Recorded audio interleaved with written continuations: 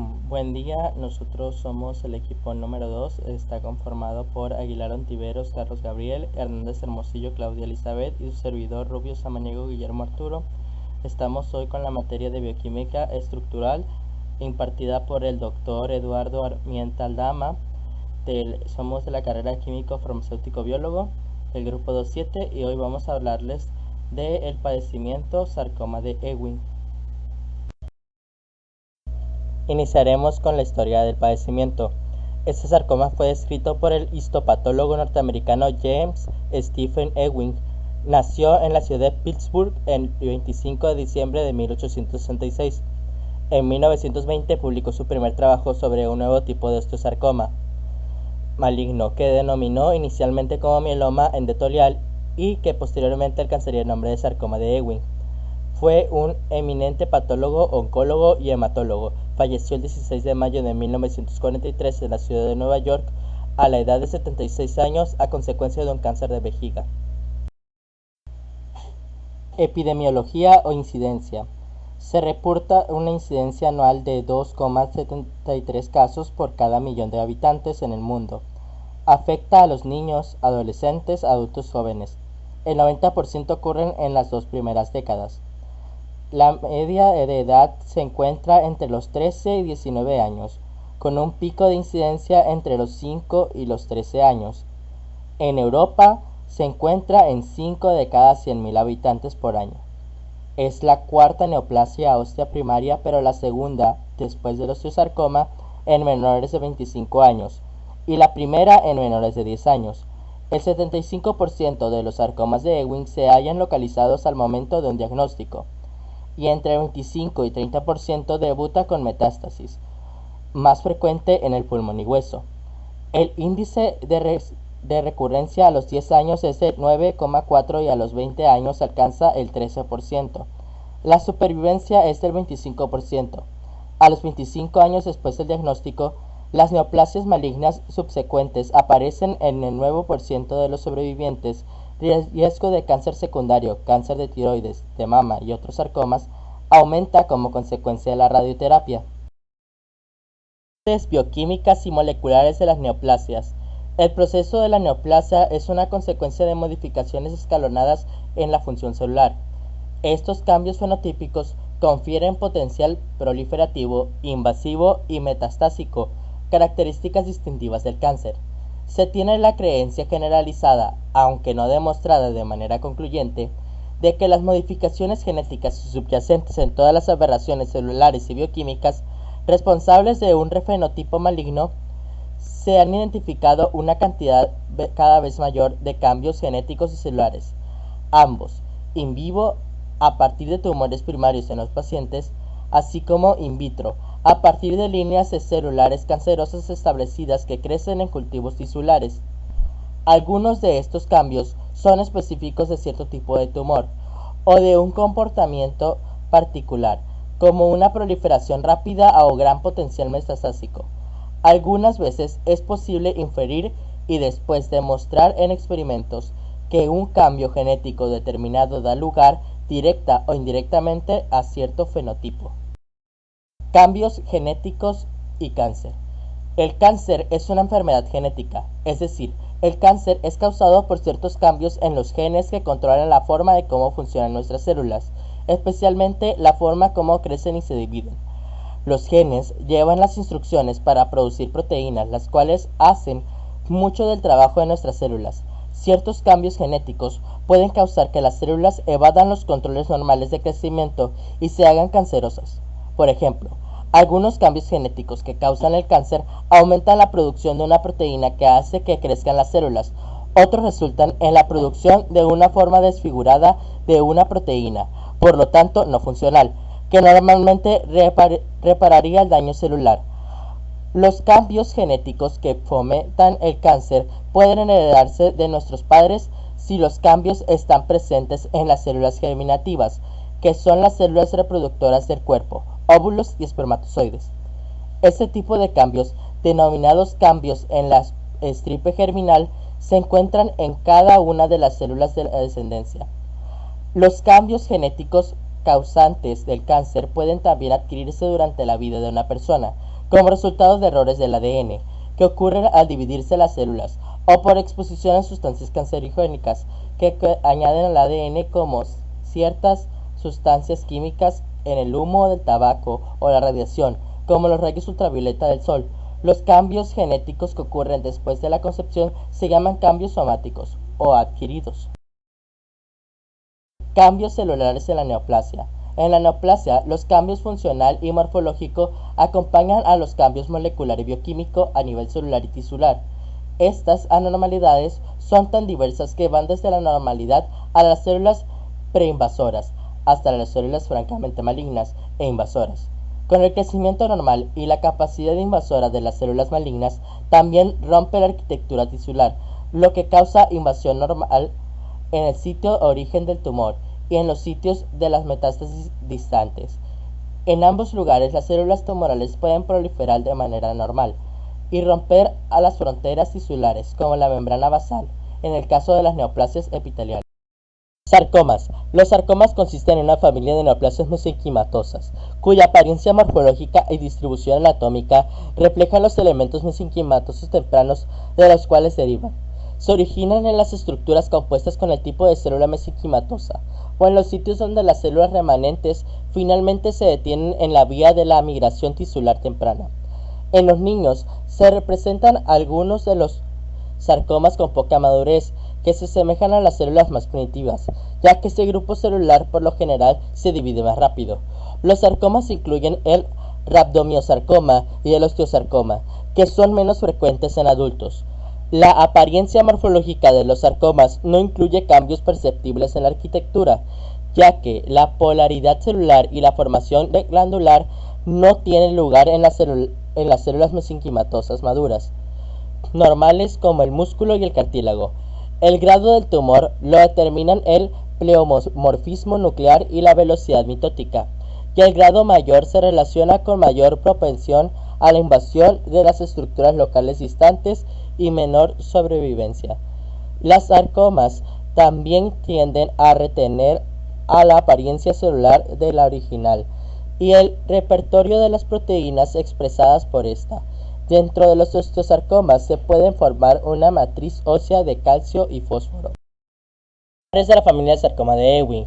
Esta familia de tumores engloba el bien conocido sarcoma de Ewing, SEW, del hueso, el SEW extraóseo, el tumor neuroectodérmico primitivo, TNEP, el neuroepitelioma y el tumor de Daskin.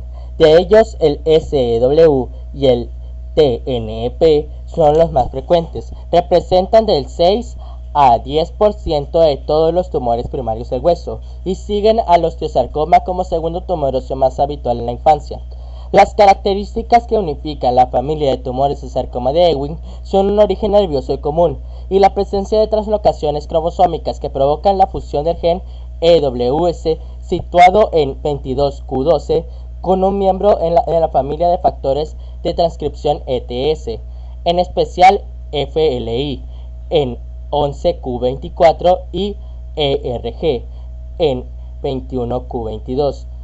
Las proteínas quiméricas nuevas resultantes activan la transcripción de varios genes diana que alteran la regulación de la proliferación y la diferenciación celulares. En la práctica, estas translocaciones son importantes para el diagnóstico. Así, el 95% de los pacientes con el sarcoma de Ewing tienen translocaciones T11, 22, Q24, Q12 o T21, 22, Q22, Q12. El sarcoma de Ewing afecta predominantemente a niños y adolescentes con una incidencia máxima en el segundo decenio de vida. Es una neoplasia muy agresiva que debe diferenciarse de otros tumores pediátricos, formados por células azules pequeñas. Para ello son útiles el estudio del cariotipo y otras características inmunohistoquímicas que se describen a continuación. El sarcoma de Ewing se origina en la cavidad medular del hueso afectado y da lugar a una masa expansiva y blanda. El fémur, la tibia y la pelvis son sus localizaciones favoritas, aunque puede afectar a otros huesos y a veces a partes blandas. El tumor suele extenderse más allá de la cavidad medular hacia el hueso cortical y periósteo, donde donde puede producir laminillas del hueso reactivo como patrón de capas de cebolla.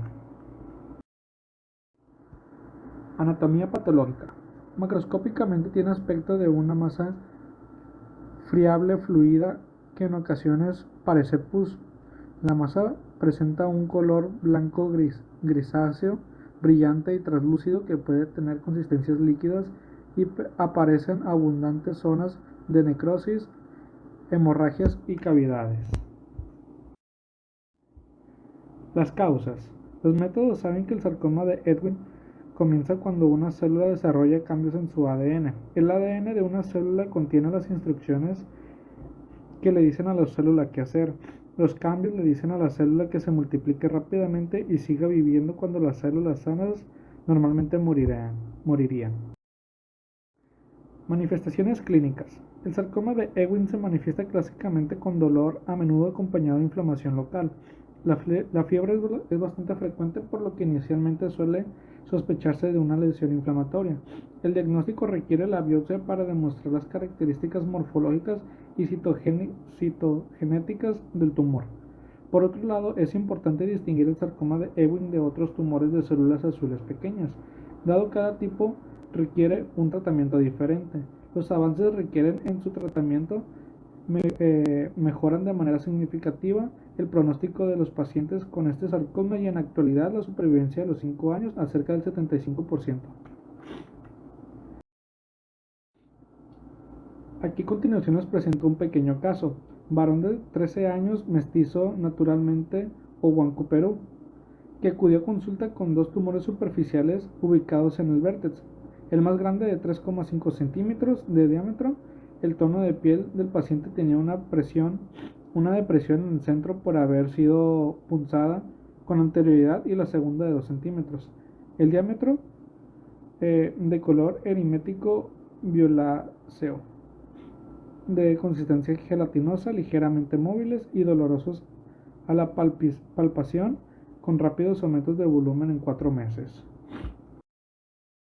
Los síntomas. Los signos y síntomas de sarcoma de Ewing incluyen hinchazón y dolor cerca del tumor. Estos y otros signos toman a veces y se deben a un sarcoma de Ewing o a otras afecciones. Consulte con su médico de un niño si observa algo de lo siguiente en su niño: dolor o hinchazón por lo habitual en los brazos, las piernas, el pecho y la espalda o la pelvis.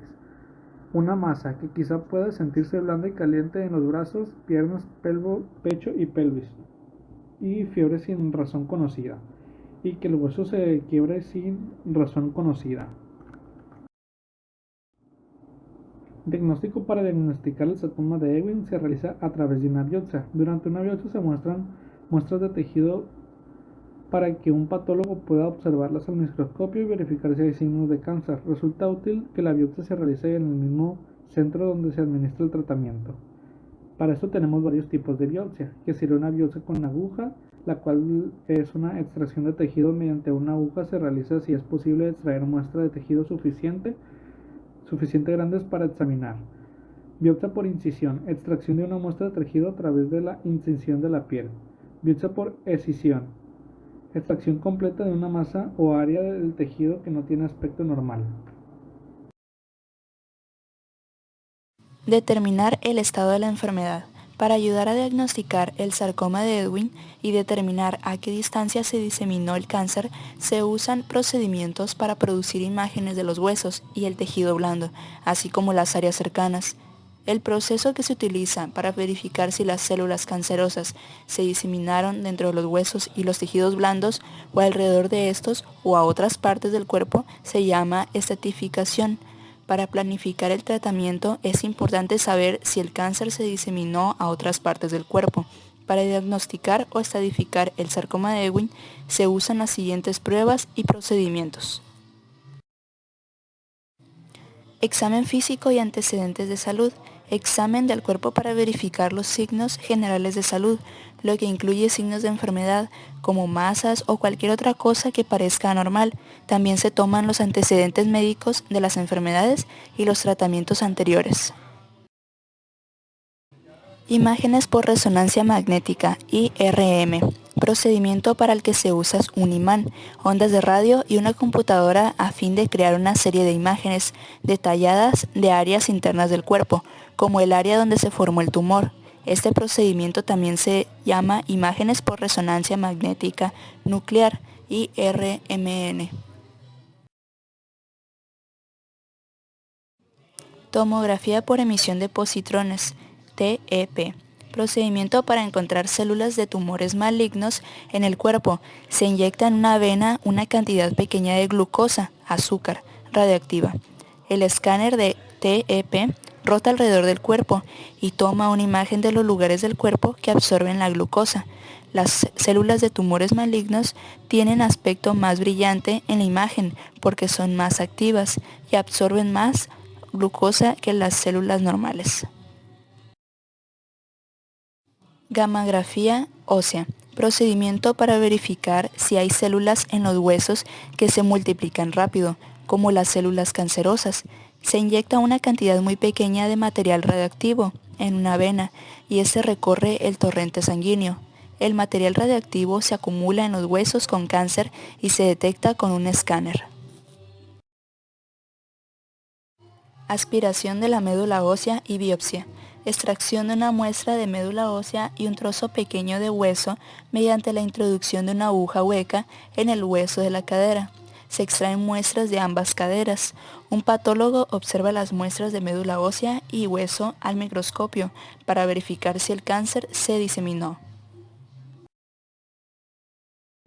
Radiografía. Un rayo X es un tipo de haz de energía que puede atravesar el cuerpo y plasmarse en una película que muestra una imagen de áreas del interior del cuerpo. Recuento sanguíneo completo, RSC, procedimiento para el que se toma una muestra de sangre a fin de verificar diferentes elementos, glóbulos rojos, plaquetas, hemoglobina, etc. Estudios bioquímicos de la sangre. Pruebas por las que se examina una muestra de sangre para medir la cantidad de ciertas sustancias, como la lactato deshidrogenasa, LDH, que los órganos del cuerpo liberan en la sangre. Una cantidad anormal, mayor o menor que la normal, de una sustancia suele ser signo de enfermedad. Complicaciones. Cáncer que se disemina, metastatiza. El sarcoma de Ewing puede propagarse desde donde comenzó a otras zonas, lo que dificulta el tratamiento y la recuperación. El sarcoma de Ewing se propaga con mayor frecuencia a los pulmones y a otros huesos. Efectos secundarios del tratamiento a largo plazo. Los tratamientos intensivos necesarios para controlar el sarcoma de Ewing pueden causar efectos secundarios sustanciales, tanto a corto como a largo plazo. El equipo de atención médica puede ayudar a controlar los efectos secundarios que ocurren durante el tratamiento y proporcionar una lista de efectos secundarios que se deben controlar en los años posteriores al tratamiento. El tratamiento de este tipo de lesiones ha pasado por una serie de modalidades. Primero, cirugía. Segundo, cirugía y radioterapia. Tercero, radioterapia y quimioterapia. Y cuarto, quimioterapia, para retomar la asociación de la cirugía con la quimioterapia y eventualmente con la radioterapia. Esta última ha pasado a un segundo plano por el riesgo de desarrollo de osteosarcomas en las zonas radiadas. Tratamiento quirúrgico. La resección quirúrgica es el primer pilar del tratamiento para los sarcomas localizados. Se prefiere la resección amplia. Se considera como tal la exéresis de 4 a 5 centímetros del tejido sano adyacente alrededor de los bordes de la lesión y de 1 a 2 centímetros más allá de la profundidad del tumor. La cirugía no debe de ser amputativa por el gran número de formas multifocales, salvo en localizaciones periféricas y en los casos con fracturas patológicas. Los demás pacientes deben de ser tratados con extracción en bloque del área afectada o del hueso completo, cuando es posible, seguido de una reconstrucción posterior. Quimioterapia. Los pacientes con enfermedad aparentemente localizada pueden ocultar lesiones metastásicas, por lo que se requiere de la quimioterapia multidrogas para favorecer el control sistémico. Durante muchos años la quimioterapia se limitó al uso de doxorubicin. En años recientes existen esquemas específicos multidrogas de acuerdo con los subtipos histológicos de sarcoma. Dentro del arsenal de quimioterapéuticos aplicados actualmente se encuentran vincistina, ciclofosfamida, etoposído y fosfamida, actinomicin D y el topotecan. Quimioterapia y terapias diana. En la actualidad se investigan diferentes agentes diana y esquemas quimioterapéuticos citotóxicos para subtipos específicos de sarcoma. Dentro de las drogas dianas dirigidas a las vías moleculares involucradas en la carcinogénesis, en los sarcomas se describen inhibidores de la angiogénesis, inhibidores de los receptores del factor de crecimiento insulínico, inhibidores de las quinasas, inhibidores del factor de crecimiento del hepatocito y de su receptor, anticuerpos inhibidores, anticuerpos contra el receptor del factor 1 de crecimiento de la insulina y los protooncogenes como el factor de transición mesenquimal epitelial, entre otros. Tratamiento multimodal. En pacientes sin evidencia de enfermedad metastásica en el momento del diagnóstico, los protocolos para el tratamiento del sarcoma de Ewing incorporan quimioterapia, cirugía y radioterapia. Este tratamiento combinado ha devenido en una supervivencia de 5 años libre de la enfermedad en el 40 al 50%. El periodo de mayor riesgo para la recidiva tumoral se corresponde con los primeros 36 meses tras el comienzo del tratamiento. Conclusiones. Los tratamientos más innovadores para esta enfermedad no están disponibles en la mayoría de los centros hospitalarios, por lo que la detección temprana, la cirugía de resección seguida de la quimioterapia pueden permitir los mejores resultados. La estrecha similitud con enfermedades no tumorales, la dilación entre la aparición de los síntomas y el diagnóstico, la agresividad del tumor a pesar del tratamiento combinado, los escasos porcientos de supervivencia a los 5 años, aún en ausencia de metástasis, hacen del sarcoma de Ewing uno de los tumores de más difícil tratamiento para el equipo multidisciplinario. Durante esta investigación nos dimos cuenta más acerca del ADN y por qué deben de existir mecanismos de reparación y control de la replicación durante los ciclos de división celular, además de que aprendimos más acerca de los procesos de diagnóstico y tratamiento que son realizados en el laboratorio, un acercamiento a lo que será nuestro campo laboral en el futuro.